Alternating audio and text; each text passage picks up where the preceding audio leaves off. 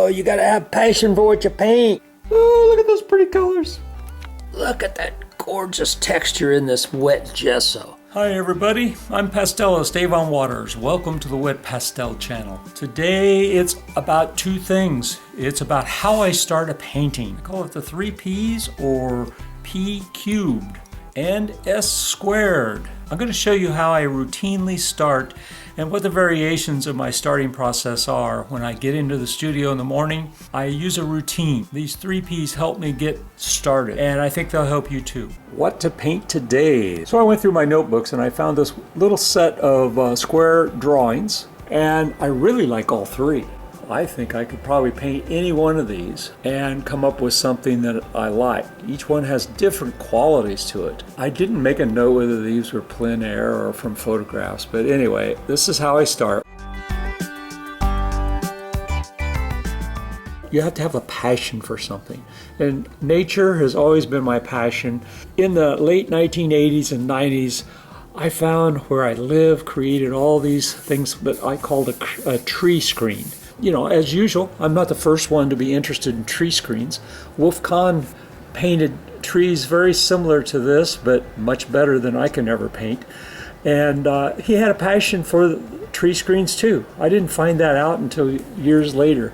But I still love these, even though he's done these things a million times, and he does them so well. That first P is find passion. Find what you desire most and select that.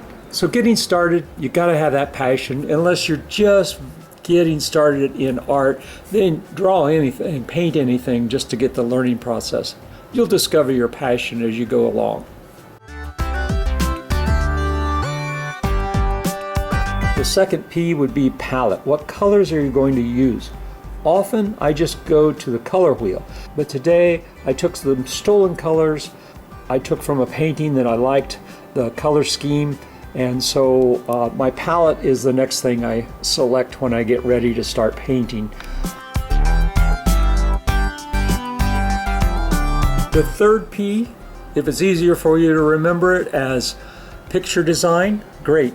Composition, picture design, those are very similar.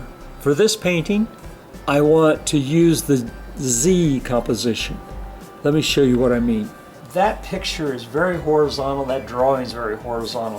So instead of going straight across like this, as in the drawing, I'm going to make a subtle set of wedges. This is on a piece of paper because this is going to be a high key picture, meaning it's going to be very light. And so if I drew this with the colors I'm going to use, you might not see it. So I want to show you on this piece of paper the design. I'm going to create a little bit, instead of that straight line, I'm going to create some wedges of color, and then we'll have the trees come up. They'll go off the page in places. But behind those trees, we've got another set of trees. So if I'm using a darker color in here, or if I went the other way, then I would have a lighter wedge going this way with some of the subtle trees in the background. And then I would have, there's that set of trees in the background, and then I would have some sky and more dense branches up in here. So we get a subtle Z composition. And I've joined these two, but I might not join them. I might come off the page, come out into here, and go back and out over that direction from my composition using the Z composition, which is part of the compound curve selection. I am deciding the design. As you can see, this doesn't have the design that I drew. That row of trees doesn't have much of a wedge shape to it, nor does that area down in here have much of a wedge shape. So I'm going to change that a little bit, but you can see we can create with all these elements: the sky, the trees or hills in the background, the line of trees, how they fall on the ground, and this foreground. We can make some changes that will make the design interesting. As you can see, these are very, very light colors with a few darker colors that will create the shadows will create some of the darker lines and definition. So what I've done is I've gone to my pastel box. Whether you're painting pastel, acrylic, or whatever, you basically want to pick out some colors. You gotta pick out a color palette. I don't normally pick this many colors out to start. Usually I'll pick out a few colors, but there's a lot of mixing. With this stolen picture design. Now you see these are out of my 8, 9, and 10 box. This is what we call high key, the lighter end of the grayscale if you were to turn this to gray. Then here are some of the colors, most of which are out of the 4 and 5 gray value range. And these are going to be mixed in order to get some of those darker shades that were on this stolen palette. So once you pick out something that you've got a passion about, once you pick out the picture design, you then have to pick out your color palette. I love stolen color. Steal the colors if you don't know what colors to pick, or use a color wheel. Only after I've gotten the subject I want to paint, I start adding some color I get started basically. So I guess you could call that an S. We got our 3 P's and an S, get started. And then I'm going to stay with it until the concept or the design and the desire I've got, I'm able to get something done. I'm just adding a few of these colors. This is on a UART 400. It might be a 500 mounted to a foam board, but I'm wanting to get the design down on here. Now, see how dark that is? Well, I know that I'm going to lighten it up. So this is actual white. You know, they tell you not to use white or black. But when you're mixing colors with pastels and you're mixing scenes, look how that white and those lime greens now are really toning down. These are the trees or the hill that's going to be in the background of that. And I'm starting to get that wedge, that design. I'm starting to get different shapes going on here. And I'm going to add some more pink up in here. Eventually this sky will have some of those violets I picked out. I often start with pink skies. See these dark areas in here? Now remember, I want my trees to be white. So I'm not going to draw in these dark trees. I am going to, and I shouldn't say white, they're going to be different shades of light blue and green and violets with probably some other colors mixed in, but they're going to be much lighter than the background trees, the sky coming through, and the grasses in the front. So right now I've picked this out because unlike past pastels, and I'm going to do these areas in here, but I'm not going to do the tree trunks. So I am picking out, and I'm going to make this little bit of a wedge shape down in here where the bottom of those trees in that fence row might go across. And I'll bring it up in here. And I've got some shaded areas from where some of those trees come down. So I'm going to get some of that in there, and then I'll break that area up. Basically, I've broken this into my darks and lights in the foreground. There's a middle ground, and this background have not been totally defined. So I only did the background, and I did the sky that's going to be behind these trees. Because this painting is so light, I have opted to put color on first. There's no texture on this other than the sanded paper. And I'm going to now apply the gesso. Typically, and I'm going to start with the light and work my way to the darkest. Typically, you've seen me, if you watch this channel, or you've seen some of my other videos, I normally start with a surface that's already textured. And sometimes I will start with charcoal and alcohol on that surface. But if I put alcohol on this, it's not going to add texture. So because this was not textured paper before, and it's the only reason it wasn't was I needed something to paint on today. So I went and looked, and I had this nice clean piece rather than something that was stained. So I pulled it out, knowing I was going to have to put texture on it. So it's just a different way of me starting since it didn't have the texture. Normally I would just put the paint on and add a little color and then use alcohol. But because it wasn't textured, I opted to start the painting with the pastel since I was going to have to put gesso on there anyway. This is clear gesso. It dries a little frosty, but basically I'll see those colors come through and they'll be fixed on there. Now they're darkening up right now, but that's okay. They're gonna lighten some, but I doubt they go back to that real pale lime green and real pale violet. I'm just looking to get the big shapes in there and end up with some texture on the surface when I'm done. So this is some of that destruction process. I like to destroy things and rebuild them. I get lots of interest in all the texture and all the layers of color. These will be painted over and turn out much lighter, like the color sample that I showed you that I stole from a painting. But our goal basically is to get back to those lighter colors. But some of these darker colors underneath, because these are going to lighten up and become almost a pale white, these darker pale greens underneath what will become much lighter pale greens and a real blue and violet combination up in this red sky or pink sky.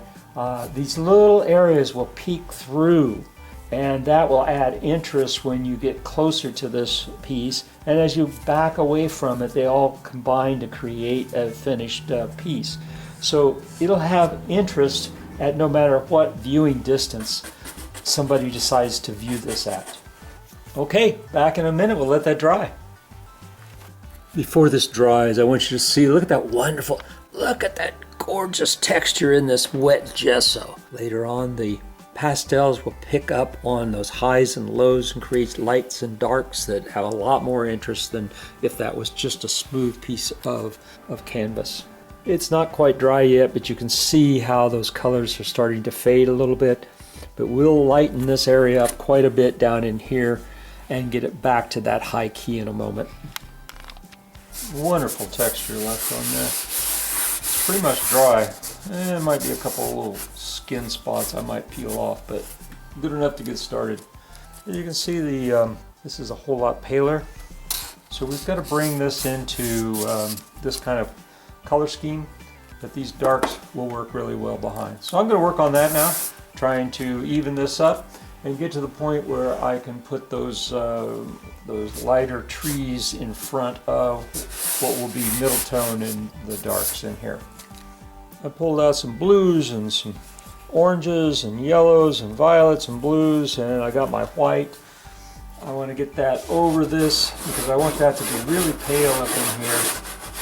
Look at those skips and jumps. Oh, see that? See how those colors are going to come through? Ah! And look how pale that is on top of there. And this green we started out with. See, those darks will come through there and really create a lot of interest when we get to that point. Let me try to get this composition that's in the drawing in here. We'll get some of those colors back in here. See the green sucked up a lot of that. I want that just to go down at a slight angle. I want this wider here and this narrow here. I want this wide here and maybe narrow there. I don't know. My trees are going to come up into here. Let's get that pink back in there. Now that didn't darken down as much. You can see that there's not as many darks in there. But I do want that a lot lighter than that pink. So let's get some white over there. And then we'll get some of that yellow in there. And mix in some oranges. Oh, that's lightening up nice. We'll get that. These have to bleed.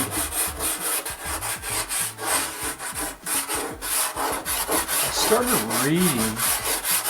I haven't finished it yet. I'm only about a third or a fourth of the way, probably just a fourth of the way into the book on Leonardo da Vinci by, is it Walter Isaacson or something like that?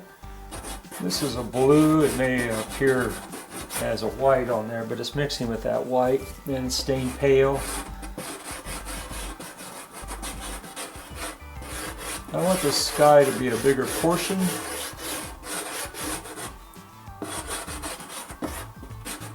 And we're going to go a wedge this way so it will get higher. I want to raise these trees up in the background here a little bit, so let me mark that with some of this pale yellow green. Anyway, I started reading this book on Da Vinci, and I was surprised to find out that his contemporaries developed perspective, or actually they redeveloped it. I think that by the Renaissance looking at classical art from the Greeks and Romans, that they rediscovered some of those aspects of perspective. I want to get, this is way too green. Let's get some of the opposite of green is red, and red is in orange. So not only is this an analogous color, but it's a great color to tone down hot greens. So you can see we're really staying in the light end of the value scale here.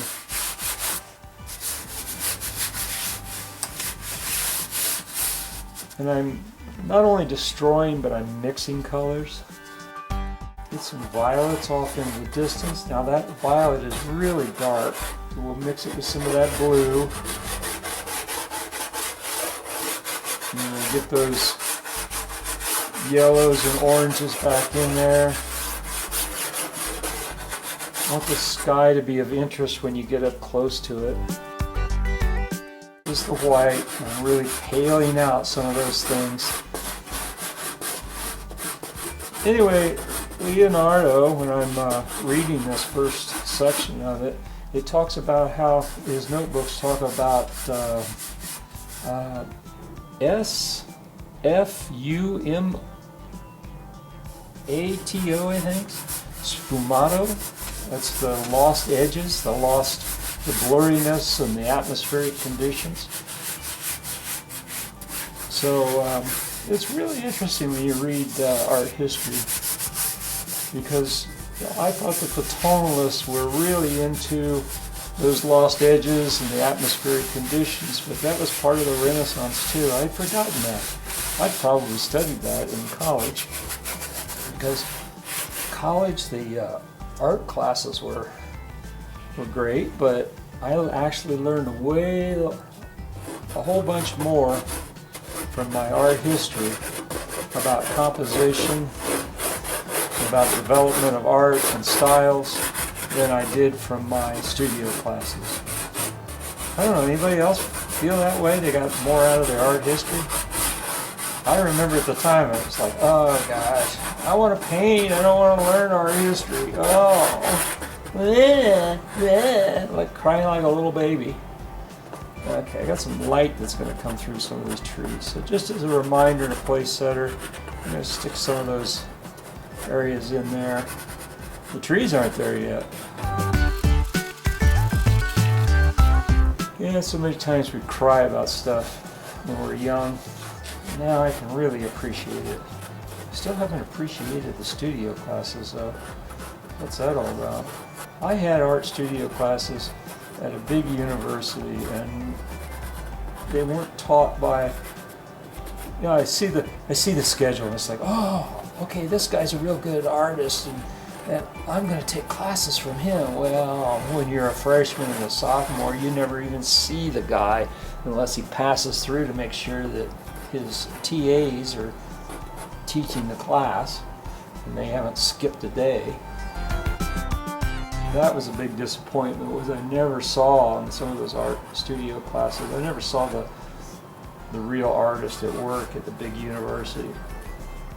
I don't know if it's that way at a small university or not, but I'm putting in some of the bases of the tree when I want those trees to be light colored, and I'm following the sketch and trying to get some of those different variations of trees in here. They come up, they turn, they twist, and I'll go over this with white and add some yellows and some pale blues, but the bases of trees are typically darker than the upper levels where they hit the lights for a couple of reasons. Whether they got leaves on them or not, the branches are creating shade, and the leaves definitely do. I'm just going to test some of this right here to see, yeah, my white will go over that nicely. I got to figure out how to handle these things up in the sky. Typically when I do these tree screens, I'm trying to find negative and positive shapes. But if I start that too soon, like if I start this any more than this just to get some trunks laid in there, I will neglect that background in the sky, because suddenly you got to paint between there, and I want to get these big shapes back in here to be something closer to what I'm looking for. These big shapes back in here, I want them close to what I'm looking for as far as values and some of the colors that are in there. See how I'm going between these trees? I would have to do that all through here if I finish those trees up in that area. So because I do know that I've got some of these darks behind and underneath these trees, I'm going to be willing to go in between these trees and do some of that in order to get that dark and the blues and the violets in there the way I want them. I'm going to leave that area open. I might erase that and get more back. Let's just erase it now so that we can not have to deal with that. Oh, maybe this is kind of in the 1/3 area. I can get away with some lighter colors in there, I think.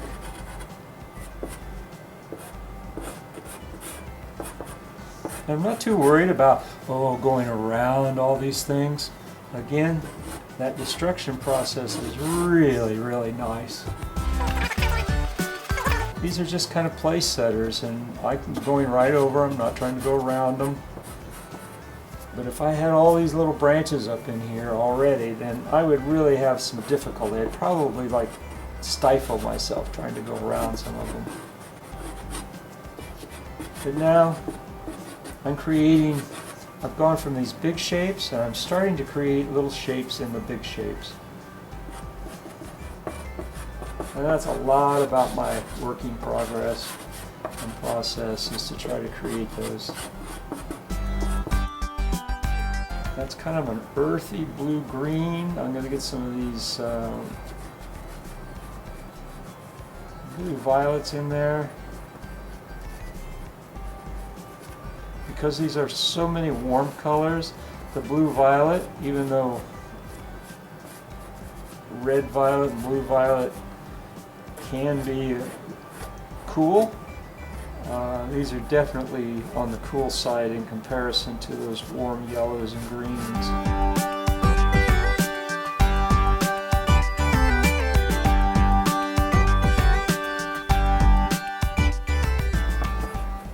I'm going from the drawing now.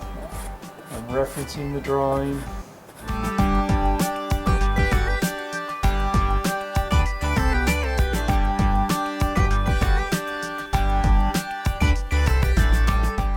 This is orange going over those kind of blue-greens. I want to gray some of those colors down, and this is almost the middle ground between this row of trees, the foreground. Before you get to those trees back there, there's a middle ground in there. Let's start to establish it, and maybe the eye will finish it. I'm not sure how that's going to end up, but that's my goal, is to get a little bit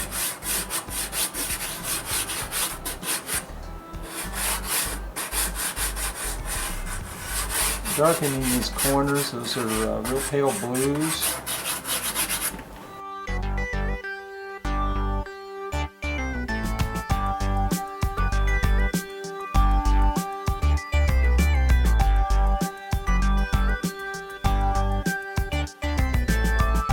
the white, just in an effort. I got those blues and violets and oranges up in there, and I want to tone them down a little bit and then reestablish those over it, and I get a nice pale peachy sky in places, and pale greens and blues. I want to stick a little bit of this green up in there. It'll mix with some of those oranges and create a nice gray, but it will marry these colors. It'll marry this green that's down in here into the sky just enough that the eye perceives that they are joined in a way, and not something separate. A set of colors here and a set of colors here. You've got to keep working those colors around the painting surface.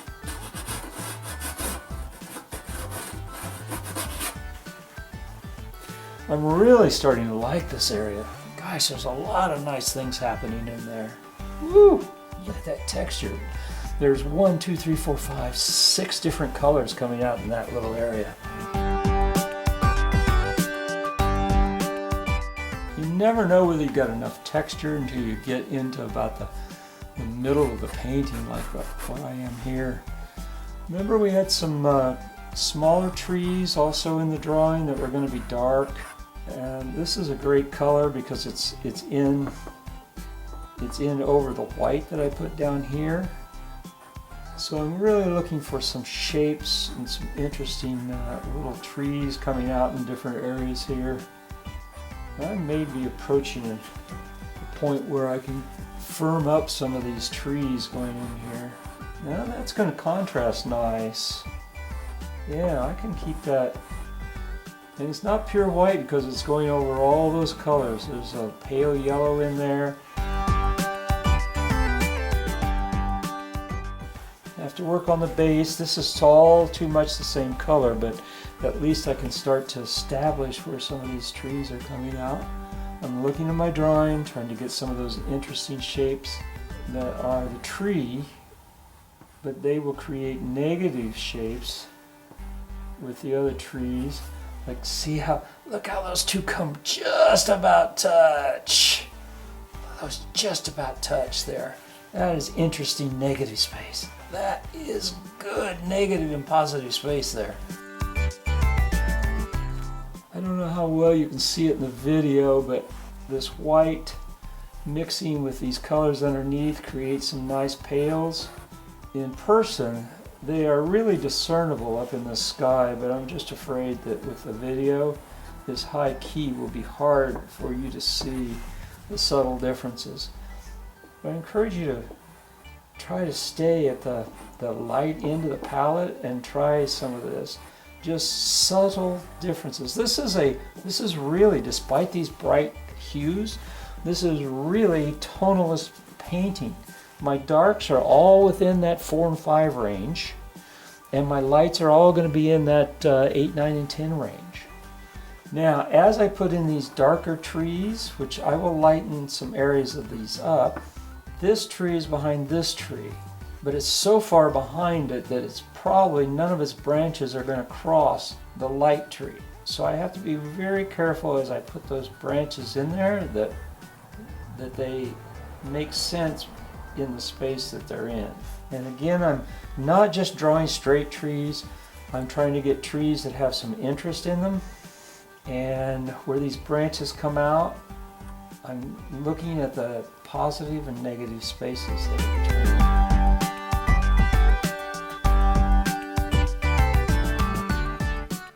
And up in the upper branches here, I can go over some of those violets very carefully and tone them down. I want them this color down here, but notice how when they get up into that yellow and yellow-green, they start to become too dark. So just very lightly going over some of those branches just to break up the straight line of the dark. It softens those images just a little bit. See, I'm not covering them all the way up to the orange. I'm just hit and miss, hit and miss, hit and miss. I'm going to take that very same violet, I'm going to come up here where some of these junctions of branches come in. There's always some shading, and you'll see this if you observe trees. There's always some shading in some of those trees, those tree trunks that go up there. And it's so much, it's too dark. I'm going to use it down below here and try something a little paler up in the upper part of the tree. So I'm going to use it down in here, then I can come over it with the white, and it will give me a very pale lilac color. And there's some greens down in here, so I'm going to use this and stick a little bit in those highlights in some of these trees. There's reflected colors that need to get into those lights. This is what I call the stopper. It's one of the last large trees on this edge, and I'll make the trunk large because you can come across here with the eye with these wedges. So it's the stopper. It's the thing that your eye will hit and start to follow these other shades and values and tints back in through that background. And I don't want it straight up and down. I gotta make it interesting too. I'm going to pull this one off the page. You notice how low I put that? It's going to allow me to get these others up in here.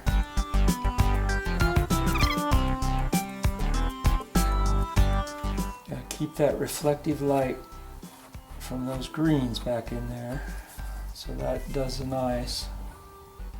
There's some of it green showing through, so I'm just scumbling over the edge of that. And there's some green showing through there. That violet in there.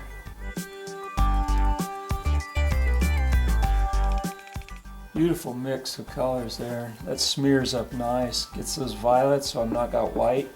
If you like doing landscapes, learn to do your trees, learn to do your buildings.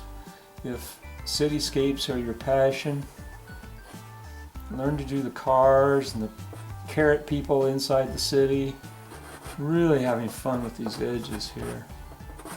Remember I said we had some light down in here that early on I put that in there.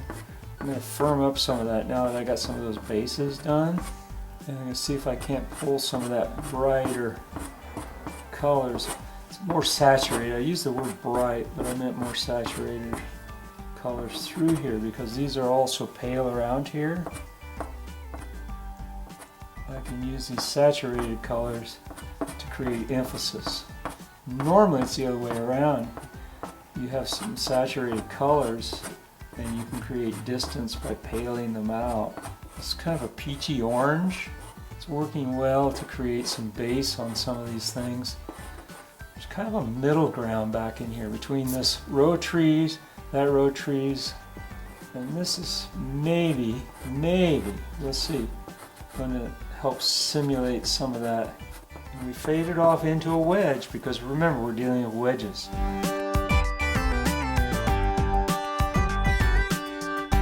I want these darks in here, but I want also some light.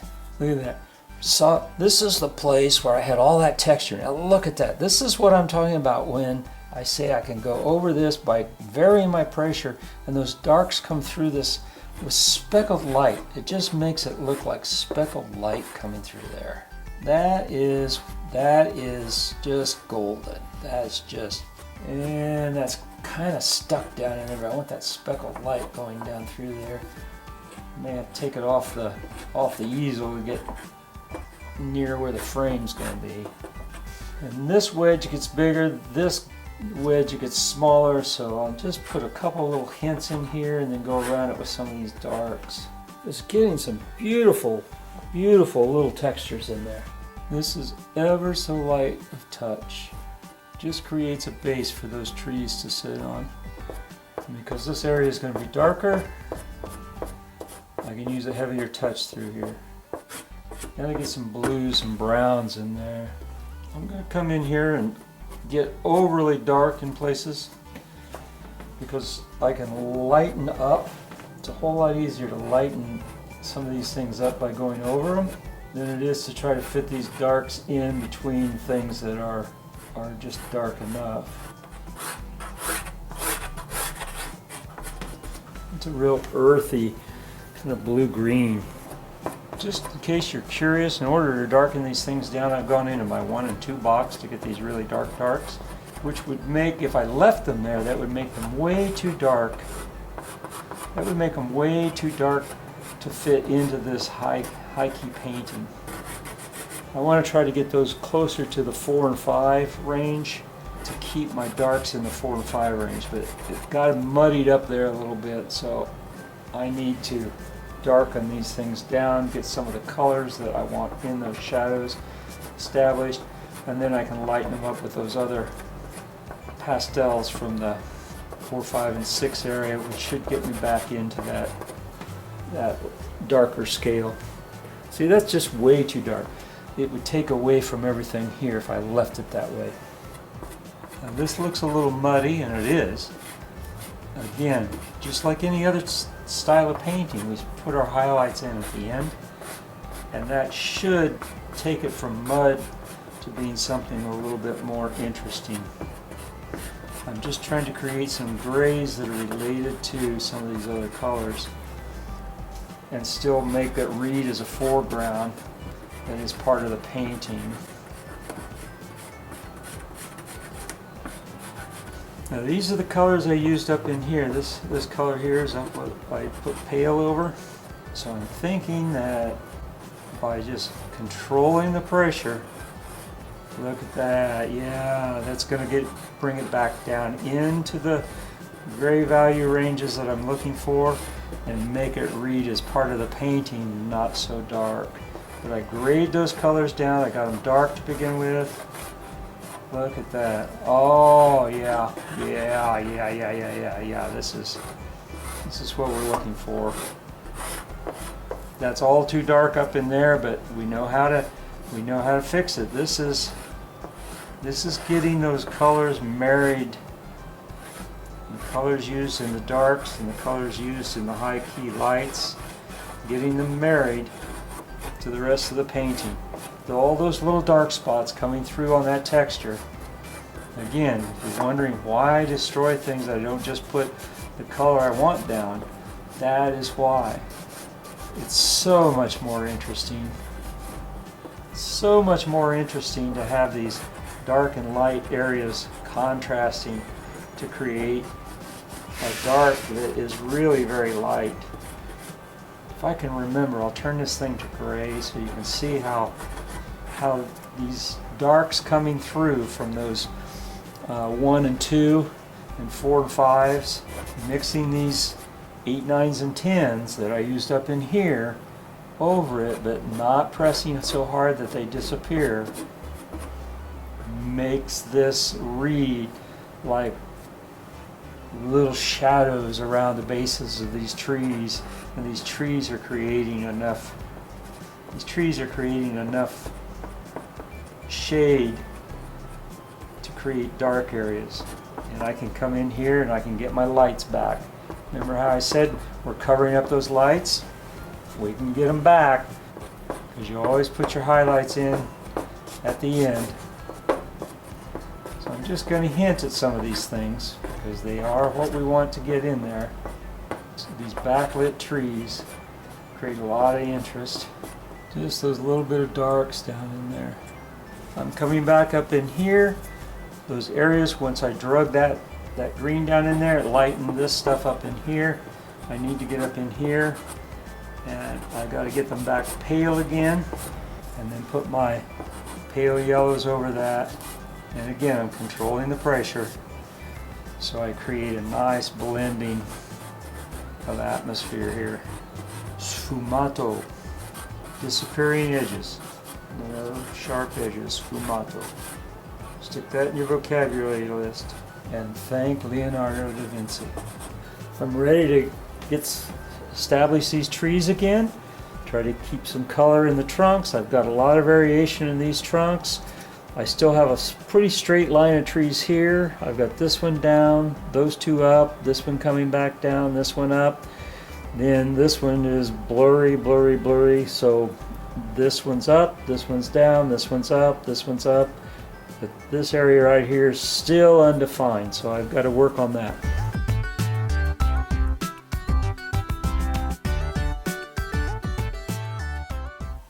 Trying to make this one a little narrower.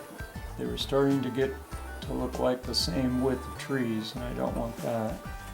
I'm loving some of these negative spaces. Look at that space right there.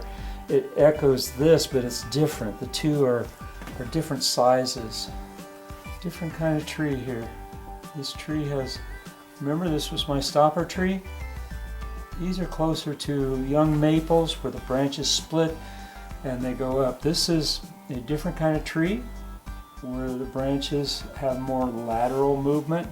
These trees exist in nature. Everything I'm doing here to these trunks is from what I know about trees, having painted them in plein air, having drawn so many of them for so many years.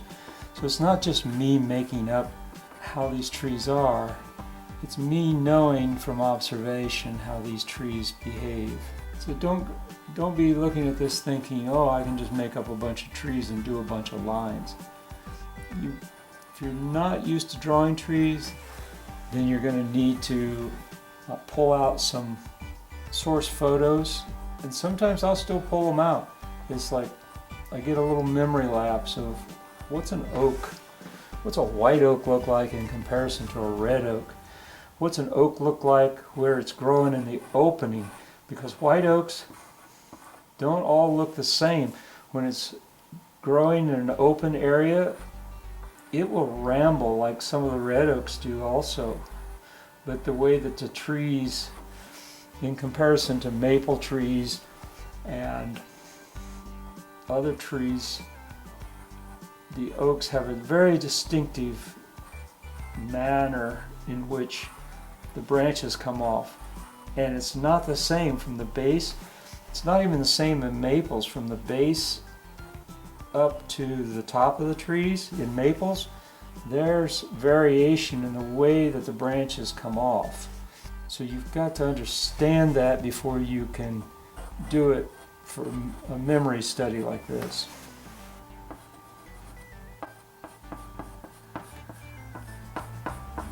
It's a little ridge of light creating a slightly different triangle, different shaped triangle up through there. And underneath these oaks, there are other oaks that are younger, and they also have branches that are different than some of these trees that are over on this side. They say the apple doesn't fall far from the tree, well, neither does the acorn or the maple umbrella helicopter that you see floating around in the spring. At this point, I'm not referring so much to the drawing as I'm looking at the spaces I'm creating by putting these trees, these darker trees in against the lighter trees. I'm making judgments based on that spacing. Okay, I think I've reached a stopping point. I need to set back and do an assessment and probably put this on my fermentation wall. But hopefully that's giving you an idea working in high key, as well as the mission of this about the 3 P's and 2 S's. Find your passion, pick out a picture design, pick out a color palette, start painting, and stay with it. Here you can see some of the subtlety of those colors that I added to soften up all those darks that were in there. And I'll let you see some of this. And here, maybe with a close-up, you can see some of the subtleties of the color of that sky. It's all done in lighter values, 9 and 10 values, and the darks are in the 4, 5, maybe 6 value range. Try to remember to put a gray scale in here too.